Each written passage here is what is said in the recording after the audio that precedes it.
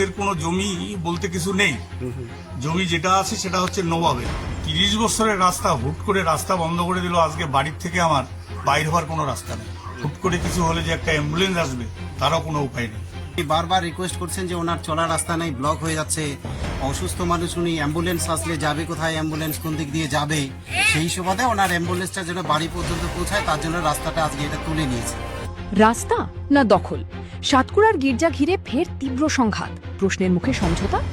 সাতকুড়ায় খ্রিস্টান ধর্মাবলম্বীদের পবিত্র উপাসনাস্থল গির্জা সংলগ্ন জমি নিয়ে বিতর্ক যেন থামার নামই নিচ্ছে না। কিছুদিন আগে অভিযোগ উঠেছিল গির্জার লাগোয়া কিছু জমি স্থানীয় উপপ্রধানের পরিবারের নামে রেকর্ড হয়েছে। অভিযোগের পর বিষয়টি খতিয়ে দেখে নিজের খতিয়ান থেকে সেই অংশ বাদ দেওয়ার আশ্বাসও দেওয়া হয়। কিন্তু সেই বিতর্ক মিটতে না মিটতেই ফের নতুন করে উত্তপ্ত হয়ে উঠেছে পরিস্থিতি। গত 31 জুলাই স্থানীয় খ্রিস্টান সম্প্রদায়ের সদস্যরা গির্জা সংলগ্ন জমিতে বেড়া দিলে স্থানীয় তৃণমূল পঞ্চায়েত সদস্য অন্নকান্ত দাসের যাতায়াতের পথ বন্ধ হয়ে যায়। এরপর তিনি থানার দ্বারস্থ হন।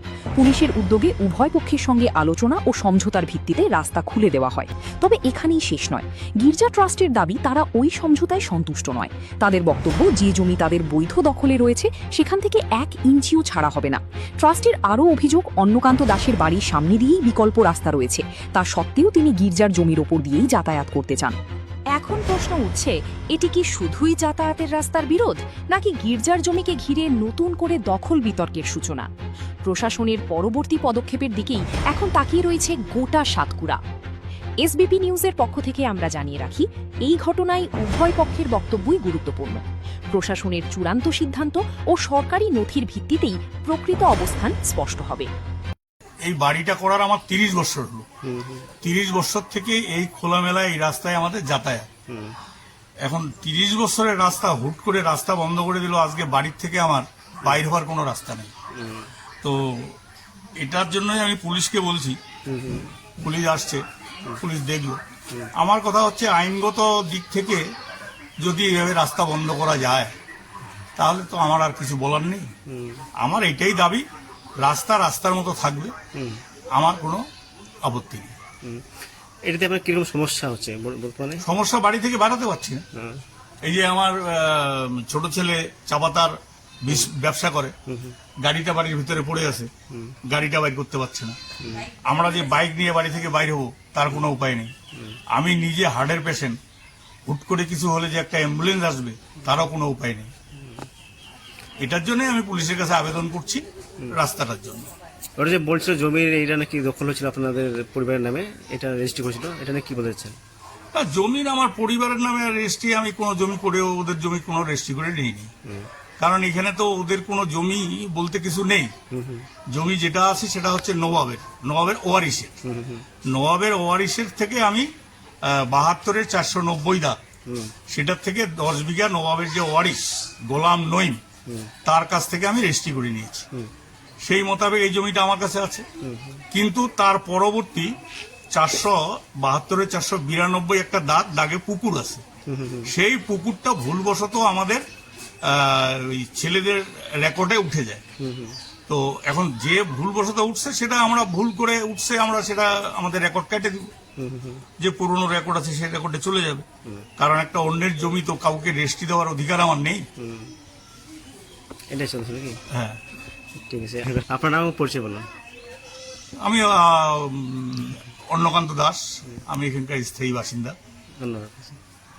আজকে যেটা আপনার মিউচুয়াল করলেন সেটা কি খাতিরে বা কিভাবে করলেন? অ্যাকচুয়ালি আজকে এটা মিউচুয়াল হলো না, ঠিক আছে।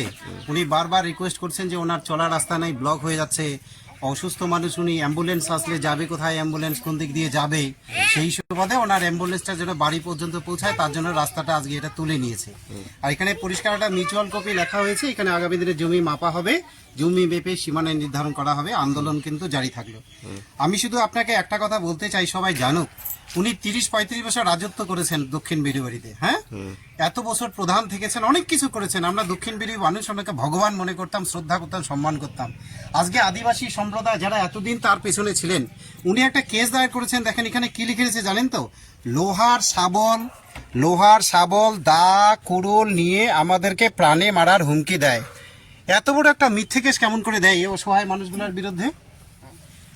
ওনারা তো নিজের সীমানায় বেড়া দিতে গিয়েছে, সেই নিজের সীমানায় বেড়া দিতে গিয়ে এখানে কেস দিয়েছে, লোহার শাবল দা কুড়ুল নিয়ে আমাদের প্রাণে মারার হুমকি দেয়। এটা আদৌ এরা করেছে?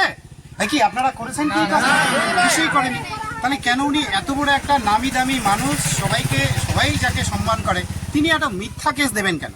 আর সব থেকে একটা আজব কথা, আপনি দেখবেন ওই যে রাস্তাটা বলছে এই দিঘির পাড়টা উনি রাস্তা হিসেবে ব্যবহার করছেন, তার পশ্চিম ধারে একটা নিজের বানানো রাস্তা আছে, অনেক বড় চওড়া রাস্তা, ঝাড় জঙ্গল দিয়ে ভরাট করে রেখেছে যাতে সেটা যাতায়াত করা না যায়, আর অভিনয় করে এদিক দিয়ে তিনি চলাফেরা করেন। আর আরেকটা কথা, আমি ওনার একটা বড় ভুল ধরছি, তিনি বলছেন যে গোলাম নবী না কে কথা রাজবংশের কার কাছে 10 বিঘা জমি রেস্ট্রি নিয়েছে। আমি যদি 100 বিঘা জমি রেস্ট্রি নিয়ে হাওয়ায় নিয়ে নিব, তার আগে সীমানা দেখবো না যে আমার সীমানা কতটুকুন আছে? আমি ওইটুকুনের মধ্যে যতটুকুন সীমানা, যতটুকুন জমি পড়ে আমি সেইটুকু রেস্ট্রি নেব।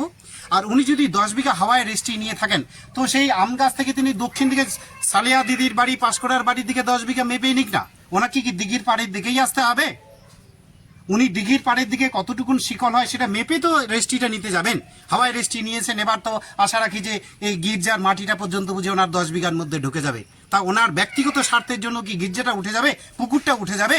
গর্তেশ্বরী যদি এতটা টুরিস্ট স্পট হয়, ওনার নিজস্ব দৃষ্টিভঙ্গিতে থাকে না যে এই গির্জা এবং তার পার্কটা আমরা যদি বিধায়ক কিংবা এমপি কোটা উত্তরবঙ্গ উন্নয়ন পরিষদের টাকা দিয়ে সেংশন করে যদি পার্কিং করি, এটা একটা টুরিস্ট স্পট হবে, আমাদেরই সম্পদ, আমাদের সাতবিরি বাড়ির মানুষ। আজকে সব থেকে অন্যায় করেছে এই আদিবাসী সম্প্রদায়ের অসহায় মেহনতি মানুষগুলোর বিরুদ্ধে একটা মিথ্যে কেস দিয়ে। আমি ধিক্কার জানাচ্ছি ওনার এতদিন রাজনৈতিক জীবনকে, আমি ধিক্কার জানাই। উনি মিথ্যার আশ্রয় নিয়েছেন বলে আজকে উনি সমাজের কাছে দাঁড়াতে পারছেন না। এখানে আজকে মিউচুয়াল, উনি থানায় বসে আছেন, থানার বাবুরা এসে এখানে মিউচুয়াল করে দিয়েছে। উনি নিজের ছেলেদের রেখেছে না এই যে রেখেছে। কি অন্যায়টা করেছে সমাজের প্রতি, বা কি উপকারটা করেছে যে আজকে যাদেরকে নিয়ে এতদিন সংসার করলো তাদের সামনে দাঁড়াতে পারছে না? উনি মিথ্যার আশ্রয় থেকে বেরিয়ে আসুক, ভালো মানুষ হোক, ভালো মানুষের সমাজে বাসুক, এটাই প্রত্যাশা রাখছি আগামী দিনে। আর কি বলবেন? আপনার পুকুরটাকে ছেড়ে দিবেন পাটটা, না এটা রেখে দিবেন? এখান থেকে আমরা ওকে ছাড়বো না, নেতাজিটা আছে আমার কাছে, আমি 200 বছর থেকে আছে এই পাটটা, আর আমরা পাটটাকে কেন ছাড়বো? কোনোদিনও ছাড়বো না, আমরা একটুকু ছাড়বো না, এক ফোঁটাও ছাড়বো না। ঠিক আছে।